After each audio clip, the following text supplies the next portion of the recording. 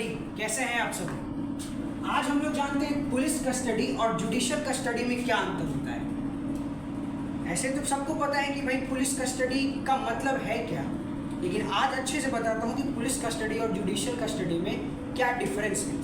सबसे पहला डिफरेंस भाई, अब पुलिस कस्टडी जो है वो ओल्ड सीआरपीसी में सेक्शन 167 में था। आज भारतीय नागरिक सुरक्षा संहिता की धारा 187, ये भी सब क्लॉज 2 में था, ये भी सब क्लॉज 2 में है। ये बड़ा डिफरेंस है। पहले ओल्ड सीआरपीसी में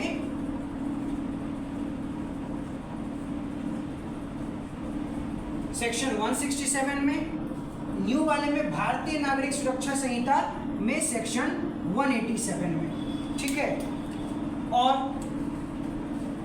अगर बात करें पुलिस कस्टडी के बारे में, ठीक है, पुलिस कस्टडी होता क्या है? तो पुलिस किसी व्यक्ति को थाने में रखती है, ठीक है। किसके परमिशन से भाई? तो कोर्ट के परमिशन से। सुनते होंगे ना पुलिस रिमांड, पुलिस ने रिमांड ले लिया उस व्यक्ति का, तो रिमांड ले लिया तो मतलब अपने कस्टडी में ले लिया, उस व्यक्ति को अपने थाने में रखा। क्या होगा पर्पस भाई? तो इंक्वायरी के लिए, इन्वेस्टिगेशन के लिए, इन्वेस्टिगेशन में वो व्यक्ति सहयोग करे, उससे कुछ इंक्वायरी करना हो during the process of course of investigation कर सकते हैं, प्रोसेस नहीं, during the course of investigation.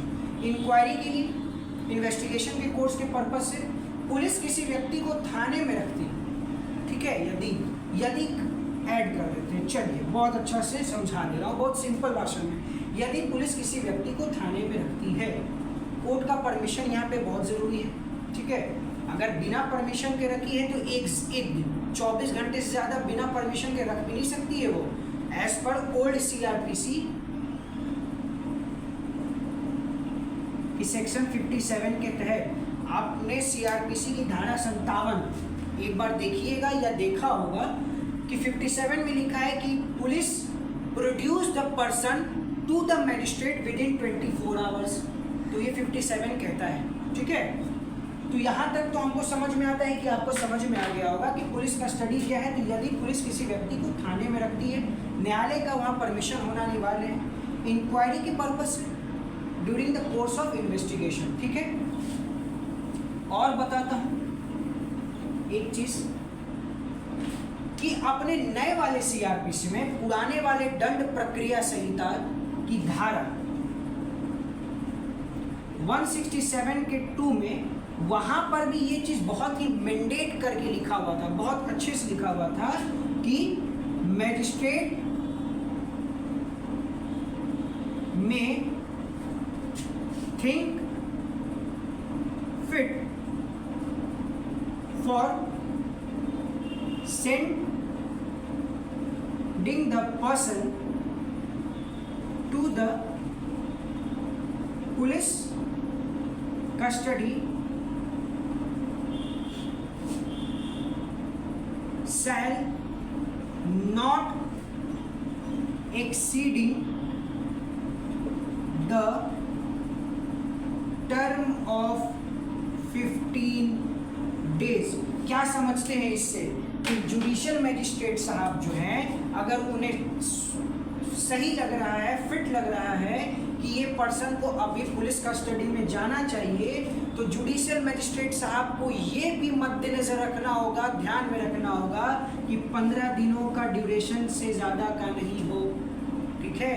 तो इससे आप डायरेक्ट यही समझिए कि पुलिस कस्टडी अगर मिलता है तो मैक्सिमम 15 दिनों के लिए ही मिलेगा, 15 दिनों के लिए ही मिलेगा, ठीक है, समझे ना। 15 दिनों के लिए, एक बार में 15 दिन कभी नहीं मिलेगा, याद रखिएगा। 15 दिनों का जो ड्यूरेशन है ना वो स्प्रेड हो जाता है, 4 में, 4 दिनों में या 7 दिनों में जो है वो स्प्रेड हो जाता है। ठीक है, ऐसा नहीं है कि 15 दिन लगातार मिल गया। आपको भी पता है कि पुलिस अगर थाने में किसी व्यक्ति को ले गई है तो उसके साथ बदसलूकी भी कर सकती है। ठीक है, उसे डरा धमका भी सकती है। जब तभी तो इंडियन एविडेंस एक्ट के सेक्शन 25 में पुलिस के सामने दिया हुआ बयान कोर्ट में एडमिसिबल नहीं है कहा गया है कि कोई ना कोई ऐसा रीजन होगा तभी तो एडमिसिबल नहीं कहा गया है। तो 15 दिनों से ज़्यादा का ड्यूरेशन नहीं होगा, स्प्रेड कर दिया गया है। ठीक है, 7 दिनों में भी हो सकता है, 5 दिन, 4 दिन, फिर 3 दिन, फिर ऐसे करके भी मिल सकता है। ठीक है, लेकिन 15 दिन से ज़्यादा का नहीं मिलेगा। तो यहाँ तक तो हमको लगता है आपको समझ में आ गया होगा। ठीक है, अभी जो हमारे देश में नया कानून आया है, कौन सा नया कानून आया है भाई? तो आया है भारतीय नागरिक सुरक्षा संहिता। बड़ा ही सराहनीय कानून है, बहुत सुंदर कानून है सर, लेजिस्लेचर द्वारा बनाया गया, बहुत अच्छा कानून है। आई एम हाईली अप्रिशिएबल, बहुत अच्छा लगा ये कानून पढ़ के। ठीक है, अच्छे अच्छे प्रोविजन है अभी ऐड अप किए। भारतीय नागरिक सुरक्षा संहिता 2023 के आने से पहले, इम्प्लीमेंट 1 जुलाई होने से पहले और 1 जुलाई होने के बाद अफवाहों का जो चरम सीमा था ना भाई, वो अपर लेवल का था, बड़ा ही अपर लेवल का था। 1 जुलाई इम्प्लीमेंट होने से पहले भी कहा जा रहा था कि नए वाले कानून में सरकार, लेजिस्लेचर ने जो है, सॉरी सरकार नहीं, लेजिस्लेचर ने जो है पुलिस कस्टडी के ड्यूरेशन को 15 दिनों से बढ़ा दिया है। और 1 जुलाई के बाद भी यही कहा जा रहा है कि 15 दिनों से बढ़ा दिया गया है। तो मैं आपको बता दूं कि फिर से एक बार और कि जब आप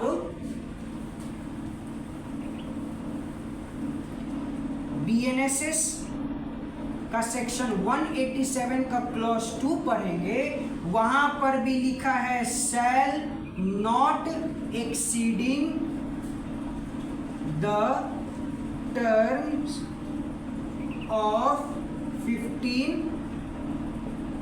डेज। वहां भी लिखा है 15 दिनों से ज्यादा नहीं मिलेगा।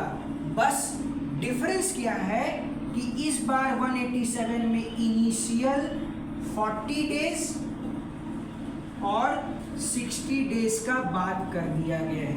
अब आप पूछेंगे कि सर क्या है इनिशियल 40 और 60 डेज?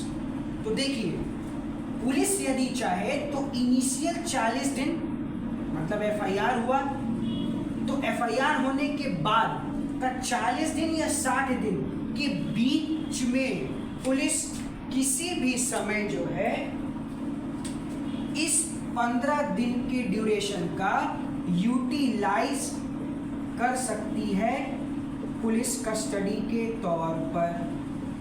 ठीक है, अब आप पूछेंगे सर पता कैसे चलेगा कि 40 दिन के लिए दे या 60 दिन के बीच में दे? तो ये डिपेंड करेगा नेचर ऑफ द ऑफेंस पे। अपराध जिस श्रेणी का होगा उसी के आधार पर 40 दिन 60 दिन के ड्यूरेशन को तय करेगी न्यायालय। ठीक है, और पुलिस इसी 40 दिन या 60 दिन के बीच में इस 15 दिन का यूटिलाइज कर सकती है। ठीक है, तो ये अफवाह में नहीं रहिएगा कि 15 दिन के ड्यूरेशन को बढ़ा दिया गया है, 20 दिन 25 दिन कर दिया, नहीं। 40 से 60 दिन का एक इनिशियल डेट तय किया गया है, किसके आधार पर? तो नेचर ऑफ द ऑफेंस के आधार पर। ठीक है, चलिए अब जरा जानते हैं कि जुडिशियल कस्टडी क्या होता है। आई होप कि आपको ये समझ में आया होगा। अच्छा, एक इसी से रिलेटेड जो है ना एक केस है, पुलिस कस्टडी से रिलेटेड, ये 15 दिनों वाले से रिलेटेड। एक बार जो है सेंथिल बालाजी का केस, सेंथिल बालाजी के केस में भी ऑनरेबल सुप्रीम कोर्ट ने इस 15 दिन के ड्यूरेशन को क्या किया है, स्प्रेड कर दिया है। एक बार जरा गो थ्रू जरूर करिएगा सेंथिल बालाजी के केस में। ठीक है, चलिए जुडिशियल कस्टडी पे बात है। जुडिशियल कस्टडी क्या है? पुलिस कस्टडी तो समझ में आ गया, पुलिस हिरासत। जुडिशियल कस्टडी क्या है? तो जुडिशियल कस्टडी को हम लोग कहते हैं भाई न्यायिक हिरासत। जब किसी व्यक्ति को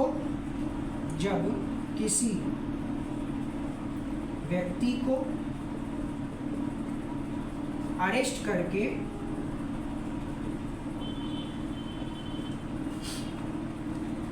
न्यायालय में प्रस्तुत किया जाता है तो न्यायालय उसके ऑफेंस के ग्राउंड्स के आधार पर उसे न्यायिक हिरासत में भेज देती है। ठीक है, जब किसी व्यक्ति को अरेस्ट करके पुलिस न्यायालय में प्रस्तुत करती है तो न्यायालय उसके ऑफेंस के ग्राउंड्स के आधार पर उस व्यक्ति को न्यायिक हिरासत में भेज देती है। कितने दिन का जो है आपको जुडिशियल कस्टडी मिलेगा भाई? कितने दिन का? तो जुडिशियल कस्टडी जो है वो आपको 60 से 90 दिनों तक का मिलता है। अब आप पूछेंगे कि सर ये बताइए ना जरा कि कैसे पता करेंगे कि 60 दिन के लिए भेजा जाए या 90 दिन के लिए भेजा जाए? तो देखिए बड़ा ही आसान है, सिंपल बस आप बता दे रहे हैं। जिस व्यक्ति ने अगर कोई ऐसा अपराध किया है जिसमें कि सजा का प्रावधान को इंग्लिश में क्या कहते हैं? प्रोविजन। सजा का प्रावधान 10 साल से अबव का है, ठीक है, जिसमें लाइफ इम्प्रिजनमेंट है, डेथ पेनल्टी है, 10 साल का सज़ा है, 20 साल का सज़ा है, पॉक्सो के केस में देखिएगा तो 20 साल का सज़ा है, रेप के केस में देखिएगा तो 10 साल से ऊपर का सज़ा है, मर्डर के केस में देखिएगा तो आजीवन कारावास है, फांसी का सज़ा है। तो जिस भी व्यक्ति ने कोई ऐसा ऑफेंस किया है जिसमें सज़ा का प्रावधान 10 साल से अबव का है, वहाँ उसको जुडिशियल कस्टडी 90 दिन के लिए भेज दिया जाता है।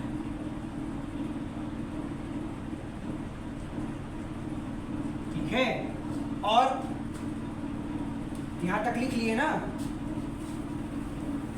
और यदि जिस व्यक्ति ने ऐसा ऑफेंस किया है जिसमें सजा 10 साल से बिलो का है, मतलब नीचे का है पनिशमेंट,